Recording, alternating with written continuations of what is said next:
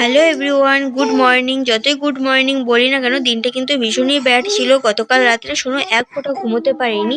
সারা রাত কান্না করেছে, কারণ ও নাক দিয়ে নিঃশ্বাস নিতে পারছিল না। প্রচণ্ড ঠান্ডা লেগেছে, তাই ওকে বারে বারে নাকের ড্রপ দিচ্ছিলাম। আর ডাক্তার বলেছে একটু পরপরই নাকের ড্রপ দিতে। আর ওর সাথে সাথে জানো তো, আমিও ঘুমোতে পারিনি। সকালবেলা ওর পাপা নাম লিখিয়েছে ডাক্তারের ওখানে, তাই ওকে রেডি করাচ্ছিলাম। তবে রেডি করিয়ে মা তৈরি করেছিল সকালে রুটি আর আলুর তরকারি, সেটাই খেয়ে নিয়েছি। খেয়ে তারপরে বেরিয়ে পড়েছি ডাক্তার দেখানোর জন্য।